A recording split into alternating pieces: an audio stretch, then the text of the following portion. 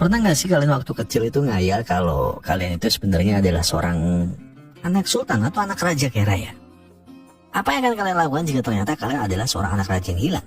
Dan gimana jadinya kalau tiba-tiba suatu hari kalian dapat warisan yang tidak terhingga? Kira-kira mungkin gak itu terjadi? Ya kayaknya enggak sih. Nah, kalau kalian bingung, berarti kalian sama seperti tokoh di film ini yang akan saya bahas. Jadi, begini ceritanya.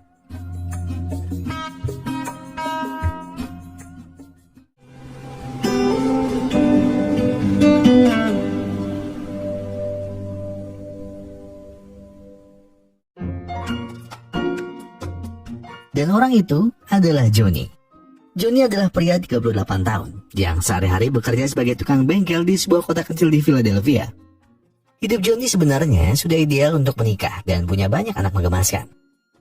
Tapi sepertinya menikah bukanlah pilihan hidupnya. Tenang, Johnny bukan boti. Dia juga mau sering jajan. Ya jajannya laki-laki lah. Keraguannya menikah ini timbul karena ia tidak siap untuk berkomitmen. Johnny takut jika ia menikah, dia tidak bisa mempertahankan rumah tangganya seperti mantan ayahnya, yang sampai sekarang belum pernah ia temui. Johnny juga tidak peduli dengan ayahnya pengecut itu. Dan karena hal ini, Johnny terpaksa harus diputusin sama Ratna, janda kembang di desanya yang menuntutnya segera menikahinya. Meskipun Johnny sudah berulang kali menjelaskan alasannya, tapi Ratna tidak peduli. Dan alasan terbesar Ratna memutuskan Johnny sebenarnya karena Johnny adalah pria yang miskin. Dia cuma tukang bengkel.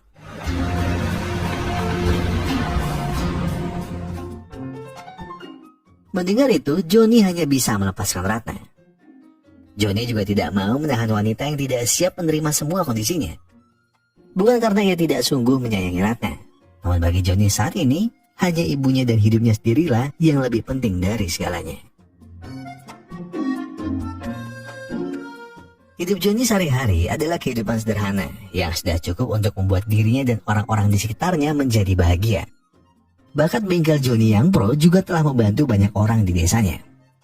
Di balik itu semua, Johnny masih punya satu mimpi, yaitu membuat mesin jus buah dan sayuran yang bisa menjadi ladang pekerjaan bagi semua orang di kotanya. Namun jika mau jujur, alasan terbesarnya terletak pada kesehatan ibunya yang kian hari kian memburuk. Karena Johnny tahu ibunya sangat suka makan sayur dan buah, maka Johnny bermimpi bisa membahagiakan ibunya dengan mesin jus sederhana suatu hari nanti. Sudah jadi kebiasaan Johnny untuk berkumpul bersama tongkrongannya di sebuah bar kecil milik Steve. Malam itu Johnny bercerita bahwa dia baru saja putus cinta. Namun itu bukan masalahnya.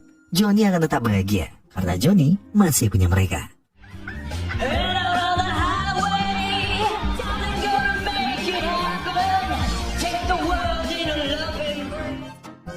Saking terhanyutnya dalam lantunan lirik lagu patah hatinya, tanpa sadar seorang wanita menghampirinya. You're not a process server, are you? Because I returned those library books. Sambil menahan malunya, Johnny cuma bisa cengar-cengir ketika wanita itu mengenalkan namanya. Prudence Ratnawati.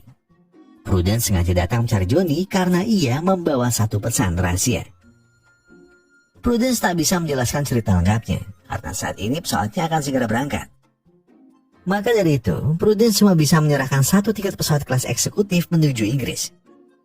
Prudence ingin Johnny menerima undangan ini karena Johnny sebenarnya adalah pewaris tahta kerajaan di suatu tempat di Inggris, alias Johnny adalah pangeran yang hilang. Waktu terasa berhenti berapa detik dan raut wajah Johnny sudah mengatakan semuanya. Johnny tidak percaya begitu saja tapi. Johnny bertanya, apakah saat ini adalah hari Halloween? Apakah dirinya terlihat seperti badut? Prudence tidak banyak berkata. Dia cuma menyarankan Johnny agar mempertimbangkannya sekali lagi. Sesampainya di rumah, Johnny terlihat bingung dan bimbang. Hal itulah yang langsung ditanyakan ibunya. Akhirnya Johnny bilang, apa benar ayahnya masih hidup? Karena tadi tiba-tiba ada seorang wanita mengatakan bahwa Johnny adalah seorang pangeran. Ibunya sudah tahu kalau hari ini pasti akan tiba. 38 tahun yang lalu, tepat di kota ini, sang ibu pernah jatuh cinta dengan seorang pria tampan yang mengaku seorang pangeran. Namun ibunya percaya Kata-kata pangeran yang keluar dari mulut laki-laki itu hanya sebuah candaan. Namun dari situlah semakin hari hubungan mereka perlahan makin mesra. Dan tidak sadar itu membuat ibunya terlena. Hingga suatu hari, pria itu meninggalkannya begitu saja. Demi mencari penjelasan dari pria itu, ibunya pernah mengirim surat. Namun yang ia dapat adalah sebuah surat perintah dari kerajaan bahwa mereka tidak boleh lagi bersama. Disitulah ibu Johnny sadar kalau status mereka sangat berbeda. Dan semenjak itu, sang ibu tidak mau mengganggunya lagi. Ibunya sadar bahwa peran dan tugasnya sebagai pangeran dan bangsawan jauh lebih besar daripada dirinya. Dan sejak saat itu, sang ibu memilih untuk mengurus dan membesarkan Johnny seorang diri. Dan kenapa ibunya tidak pernah menceritakannya, itu semua karena ibunya tidak ingin Johnny membenci ayahnya. Mendengar kesaksian ibunya, Johnny sebenarnya masih ragu dan makin membenci ayahnya yang begitu jahat telah mencapakan ibunya tanpa perasaan. Johnny tetap berkeras hati tidak mau menemui ayahnya. Namun jika ibunya boleh meminta tolong, ibunya ingin agar Johnny menemui ayahnya sebelum ibunya tidak ada. Sang ibu ingin melihat Johnny bisa bertemu dan menerima ayahnya kelak. Johnny yang amat mencintai ibunya tak bisa menolak. Jadi Johnny akan menemui ayahnya demi melihat ibunya bahagia. Go there. See this part of yourself, even if it's a small part. Berkat dorongan serta ketulusan ibunya, Johnny akhirnya bersedia memenuhi panggilan dari sang ayah. Johnny ingin membuktikan sendiri seperti apa sosok ayahnya. Dan sama seperti saya, Johnny jelas tidak pernah tahu kalau sebuah Gucci ternyata bisa membeli sebuah pulau. Dan itu belum seberapa. Prudence kemudian menjelaskan, kastil ini memiliki luas setara 3 kali lapangan bola. Dan 20 kamar di setiap lantainya. Dan asal Johnny tahu, seluruh tanah yang terbentang sejauh mata memandang adalah milik kerajaan Glaswick. Dan karena inilah Johnny dilarang menyentuh apapun di kastil ini.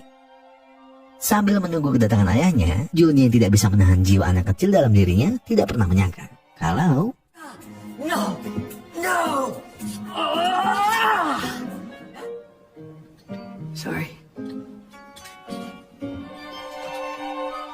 jangankan mengobrol, Johnny saja baru tahu kalau ayahnya sudah setua ini. Karena tak pernah bertemu, obrolan dua pria dewasa ini malah terlihat canggung. Tapi biarlah, karena saat ini ada hal yang membuat Johnny lebih pusing, yaitu nama ayahnya, Sutrisno William Charles Edward Henry Duke of Glaswick bin John Wick. Terlepas dari nama sang ayah yang susah dan panjang, tujuan Johnny datang ke tempat ini adalah untuk menanyakan sebuah hal. Namun dia menegaskan terlebih dahulu, dia kesini tidak ingin mengejar posisi maupun hartanya. Johnny tak butuh itu. Johnny hanya ingin tahu alasan sang ayah pergi meninggalkan ibunya. Apakah William tidak pernah mencintai ibunya? Apakah cinta ibunya tidak meninggalkan bekas sedikit pun di hatinya? Masih dengan tatapan dingin, William lalu pergi tanpa menjelaskan apapun. Tapi sebelum ia pergi, ia merenungi perkataan Johnny. Kemudian dia bertanya singkat, apakah ibumu masih menyanyi? Dan Johnny bilang, ibunya telah lama berhenti menyanyi. Dan itu semua dia lakukan demi membesarkan Johnny seorang diri.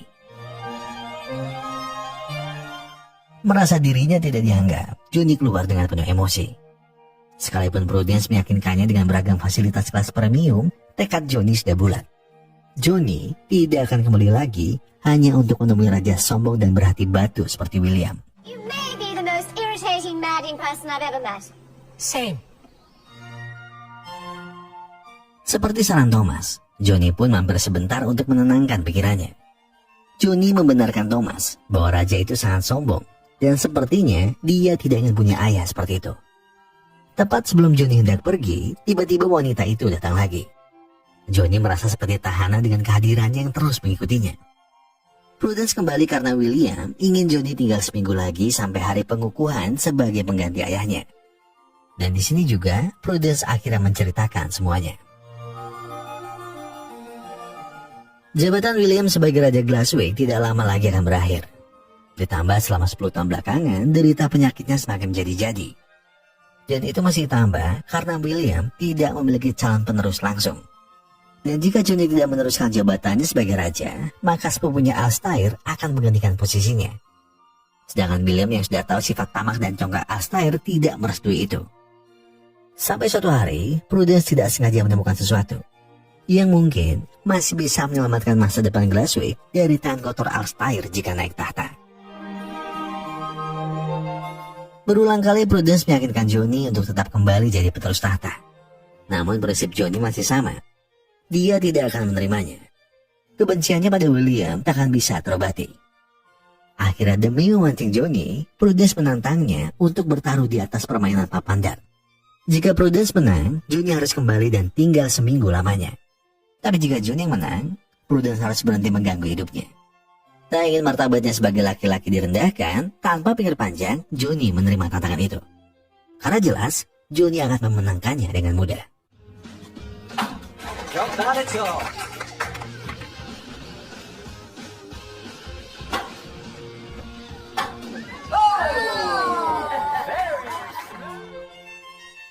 Mau tidak mau, Johnny akhirnya harus kembali lagi ke kastil menyebalkan ini.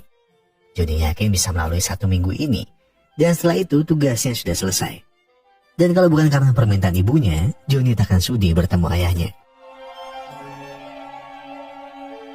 Pagi itu, jadwal Johnny sebenarnya berlatih pedang dengan Alstair. Tapi Johnny punya rencana sendiri yang lebih berguna. Ternyata Johnny ingin mengenal lebih jauh rakyat Glaswick. Sesampainya di gudang buah milik Vinci, ia disambut dengan hormat olehnya. Namun Johnny merasa dirinya adalah orang biasa, sama seperti Vinci. Bukan hanya rendah hati, Johnny juga punya sifat ramah yang membuatnya cepat akrab dengan rakyatnya. Hingga Johnny pun berjanji akan memperbaiki mesin pemeras buah bit milik Vinci yang sudah lama rusak. Sayangnya Johnny dan Prudence harus segera pergi, karena malam nanti mereka masih punya agenda lain. Johnny yang terbiasa makan malam di warung lalapan belut tidak akan percaya dengan hidangan mewah di mejanya saat ini. Karena Johnny tidak menyangka kalau hidup sebagai orang kaya akan seaneh ini.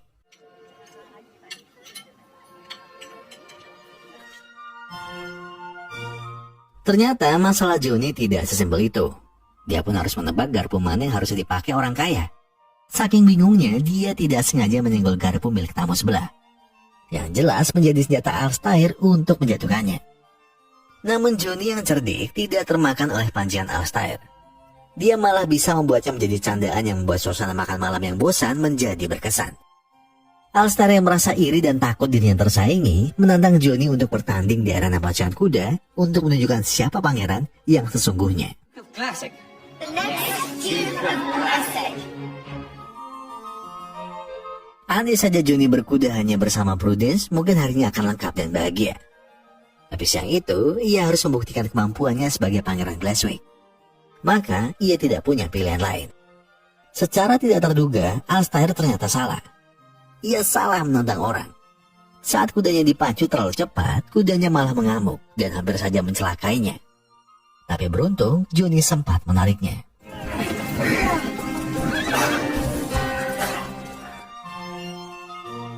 Rencana Alstair yang ingin mempermalukan Johnny malah berbalik jadi bumerang untuknya. Alstair hanya bisa pulang secepat mungkin demi menyelamatkan harga dirinya. Semua orang yang melihatnya sekarang tahu siapa calon penerus William selanjutnya. Malam harinya, Johnny malah tidak bisa tidur karena semalaman khawatir dengan masa depannya.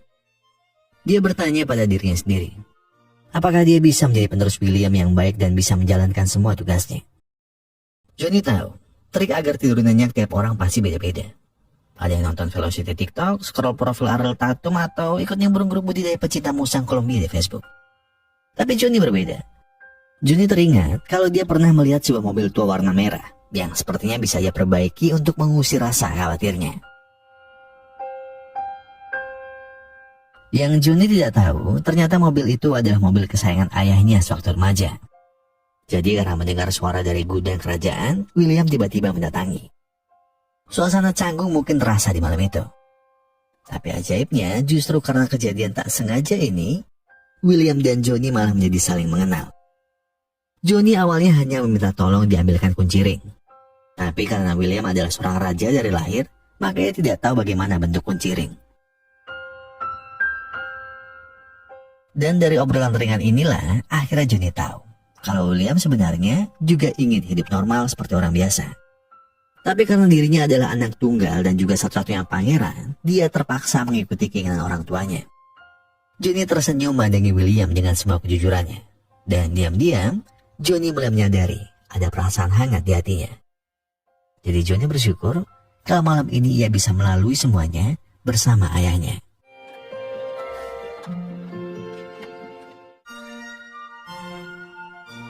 Tugas Johnny selanjutnya adalah memastikan dirinya bisa terlihat meyakinkan sebagai seorang pangeran. Dan salah satu keahlian yang harus ia miliki adalah berdansa. Jadi sudah pasti hanya ada satu wanita yang bisa membantunya dengan senang hati. Perlahan namun pasti, Johnny bisa mengikuti ritme dansa berkat kesabaran Prudence. Tapi yang Johnny tidak tahu, Prudence tidak menganggap ini hanya latihan dansa biasa. Prudence berharap perasaan Johnny bisa seirama dengan perasaannya. Dan bukan hanya Prudence, Johnny pun merasakan sesuatu yang berbeda setiap kali mereka bersama. Meskipun dunia terasa hanya milik berdua, mereka harus segera sadar. Karena isi kastil ini bukanlah tanaman hias ataupun burung kenari.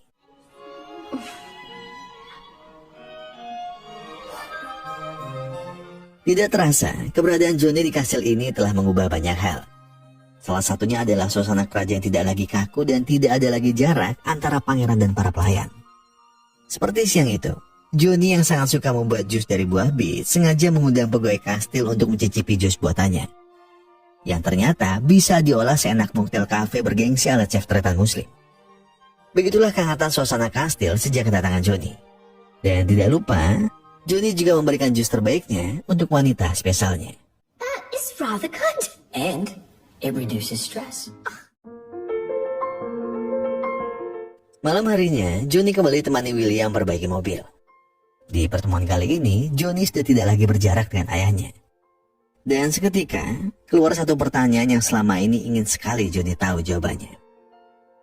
Apakah William benar-benar mencintai ibunya? Dan mengapa William malah meninggalkan ibunya saat ibunya begitu mencintainya? Dengan tegas, William berkata bahwa ia sangat mencintai ibunya lebih dari apapun. William masih ingat wajah istrinya saat pertama kali mata mereka bertemu. Saat itu adalah hari-hari terbaiknya selama hidup. Tapi saat ia sudah terlampau menyayangi istrinya, pihak kerajaan menentang dan melarang hubungan mereka. Mungkin saat itu William adalah pecundang paling naif di dunia. William tahu ia sangat mencintai istrinya, tapi William juga tak bisa memilih meninggalkan orang tua dan kerajaannya. Namun, jika dirinya diberi kesempatan kali ini, William tidak akan meninggalkannya lagi. Dari sorot matanya, Johnny tahu ayahnya sangat menyesal. Tanpa sadar, air mata Johnny perlahan basahi pipinya. Johnny amat bahagia mendengar kejujuran ayahnya. Dan Johnny tersadar selama ini, cinta kedua orang tuanya masih terikat meskipun raga mereka berjauhan. Start her up.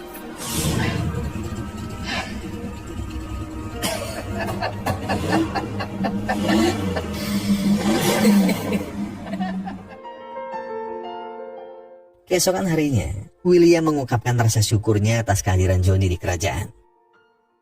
Berkat dirinya, William jadi tahu bagaimana harusnya ia bersikap sebagai raja yang mengayomi rakyatnya dengan baik. William mungkin terlambat mengayomi rakyatnya, tapi sekarang ia tahu bahwa anaknya sangat pantas menggantikannya. Apalagi ketika William tahu mesin buah di lumbung Vinci bisa beroperasi lagi berkat tangan ajaib anaknya itu. Begitu pula dengan rakyatnya, yang bisa dengan cepat akrab dengan Johnny. Sebab setelah 300 tahun Glasswing berdiri, akhirnya ada seorang pemimpin yang mau turun ke bawah seperti Johnny. As such, I'd like to extend an invitation to all of you. To the old cross. The old cross!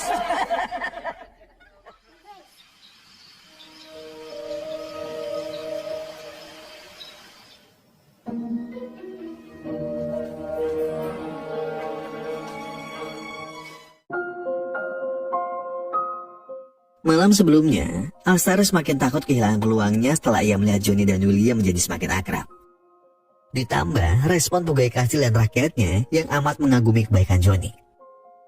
Jadi di saat semua orang telah terlelap, Alstara diam-diam menyelinap ke ruang kerja William. dan mengetahui satu fakta yang mungkin bisa menyingkirkan Johnny. Dan keesokan harinya, setelah William dan Johnny pulang dari gudang Vinci, Alastair mengatakan jika Johnny tidak bisa lagi mengikuti persaingan ini. Karena dari surat pernikahan William, di sana dengan jelas tertulis bahwa Johnny lahir di luar pernikahannya. Dan menurut aturan kerajaan, Johnny tidak bisa menjadi raja yang sah. Johnny merasa dirinya telah ditipu oleh William, terlebih Prudence. Johnny tidak percaya dengan permainan mereka. Johnny seharusnya tidak berharap bisa menjadi Raja Glasswing yang baru. Untuk apa Johnny bertahan sejauh ini, jika dia bukanlah sosok raja yang William harapkan? Dan seharusnya Johnny tidak pernah menerima undangan Prudence semudah itu. Prudence tidak tahu mengapa akhirnya harus menjadi seperti ini. Prudence meyakinkannya jika itu hanyalah akal-akalan Alastair saja. Johnny tak bisa pergi begitu saja, karena ada yang lebih penting dari jabatan itu. Bagaimana dengan kita? Bagaimana dengan perasaan kita? Bagaimana dengan hatiku yang sejak pertama kali bertemu telah menjadi milikmu? Mungkin mantanmu ada benarnya. Kau memang laki-laki pengecut yang tidak berani berkomitmen. Terima kasih. Dan maaf untuk segalanya, Johnny. Find a way to end things and fix a car on the way out.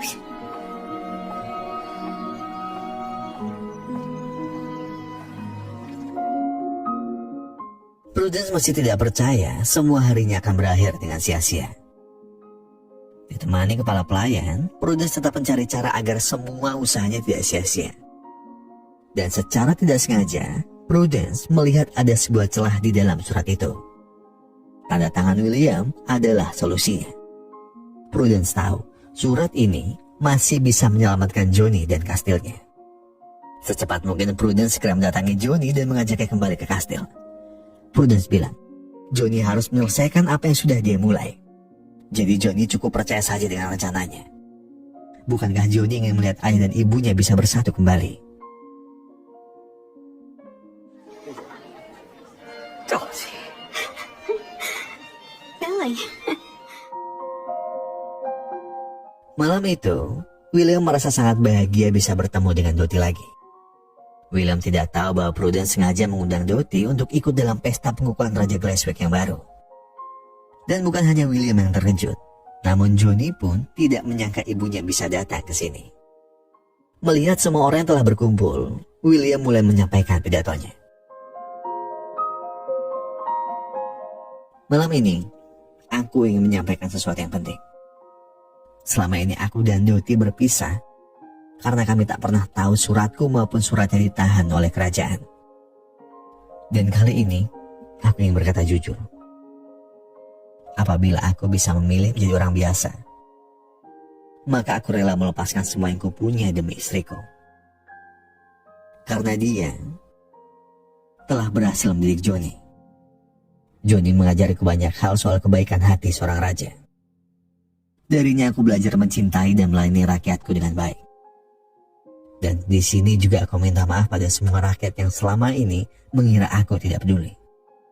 Maka dari itu, aku ingin menghapus semua aturan kuno kerajaan yang memisahkan diri dari rakyat. Dan sekaligus, aku ingin mengangkat anakku, Johnny, sebagai raja yang baru. Tiba-tiba Alastair tidak terima dengan semuanya. Alastair menganggap Johnny bukanlah raja yang sah. Tapi tidak menunggu lama, William memanggil Prudence untuk mengatakan fakta yang sebenarnya. Tanda tangan dari pernikahan yang dibawa Alastair adalah palsu. William selalu tanda tangan dengan tangan kirinya, sedangkan tanda tangan di suratnya dimulai dari tangan kanan. Dan dengan fakta ini pula, status pernikahan mereka berdua masih sah sampai hari ini. Jadi tak ada lagi alasan bagi Alastair untuk tetap berada di kastil ini, apalagi kesempatan menjadi raja yang baru. Well, that's that.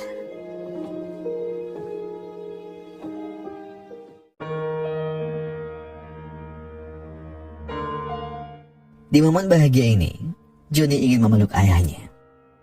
Johnny sangat bersyukur dan bahagia karena bisa menjadi bagian dari kastil ini.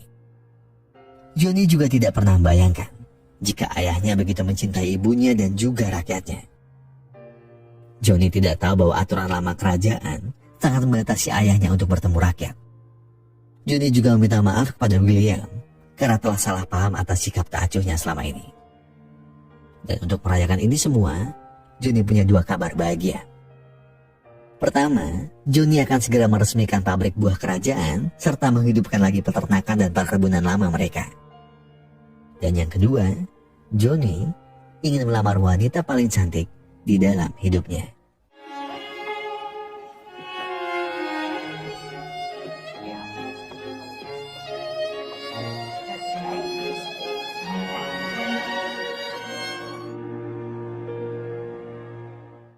Jatuh cinta dan menikahi Prudence adalah hadiah terindahnya setelah jabatannya menjadi raja resmi diumumkan. Tidak ada hari paling bahagia selain hari ini. Hari di mana semua keinginan dan harapannya bisa terwujud begitu sempurna. Johnny bahagia melihat orang tuanya kembali bersatu. Johnny juga senang karena bisa memberikan pelayanan terbaiknya untuk rakyatnya. Dan terakhir, Johnny sangat bahagia bisa menemukan pasangan sejatinya yang mencintai Johnny dengan segala kekurangan dan kelebihannya. Tapi dari apapun yang sudah mereka lewati sampai hari ini, Johnny dan Prudence tahu mereka sama-sama jatuh cinta dan memiliki hati masing-masing sejak pertama kali mereka bertemu.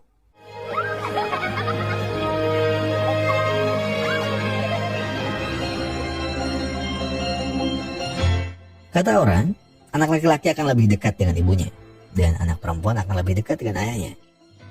Mungkin gak salah, karena banyak orang juga merasakan hal yang sama. Lalu pertanyaannya, mengapa hubungan antara ayah dan anak laki-laki terkadang begitu berjarak? Seakan ada jurang pemisah di antara mereka. Apakah karena anak laki-laki merasa malu untuk memeluk ayahnya? Atau justru seorang ayah canggung mendekap anak laki-lakinya? Mungkin kelihatannya seorang ayah gak pernah peduli dengan anak laki-lakinya. Tapi sedingin-dinginnya, secuek-cueknya seorang ayah, dia gak pernah berhenti mendoakan yang terbaik untuk anak laki-lakinya. Cuma memang, kadang mereka malu. Kadang seorang ayah akan merindukan anaknya. Dan tanpa kita sadari, diam-diam, ayah selalu menanyakan kabar anak laki-lakinya pada ibu kita. Dan seperti Johnny, barangkali sebagai anak laki-laki, terkadang kita merasa ayah kita gak peduli. Terkadang pula ayah kita seperti banyak mengatur dan menuntut. Dan mungkin juga ayah kita tidak pernah mengucapkan sepotong kata maaf sedikit pun.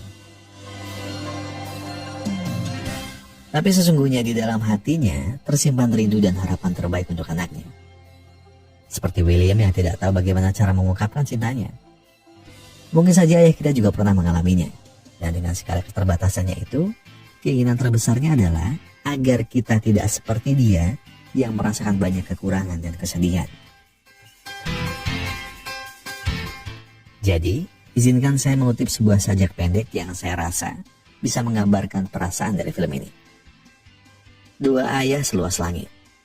Dimanapun kau berada, kau bisa berteduh di bawahnya. Rindu ayah sangat cahaya mentari. Kemanapun kau melangkah, kau bisa mengikuti titik terangnya yang ajaib.